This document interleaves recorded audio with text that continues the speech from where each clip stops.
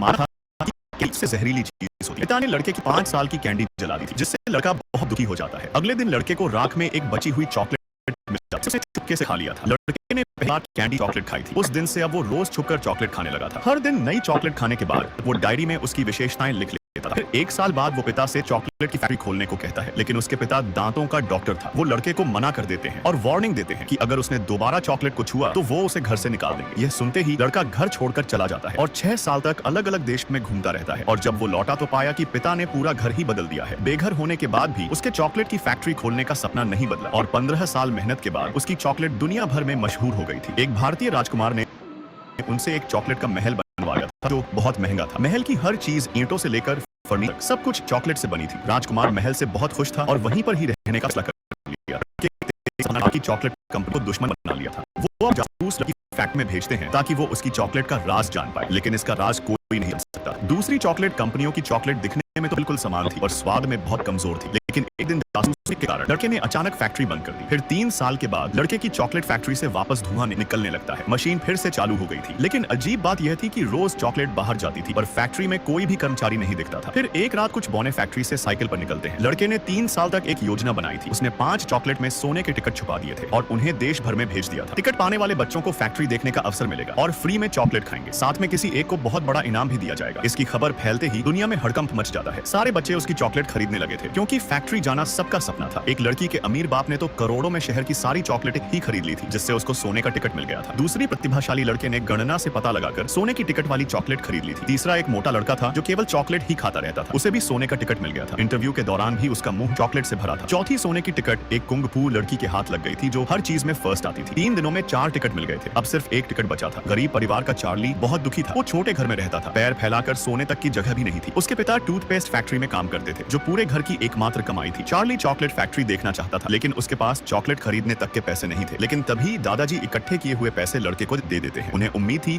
कि चार्ली की किस्मत चमकेगी। फिर चार्ली एक चॉकलेट खरीद लेता है। दोनों भगवान से प्रार्थना करते हैं कि उन्हें सोने की टिकट मिल जाए, लेकिन उस चॉकलेट में सोने की कोई टिकट नहीं थी। सारे पैसे खत्म हो चुके थे, जिससे निराश होकर चार्ली जब वापस लौट रहा था तभी उसे रोड पर $10 मिल जाते हैं। वो तुरंत जाकर उन पैसों से चॉकलेट खरीद लेता है।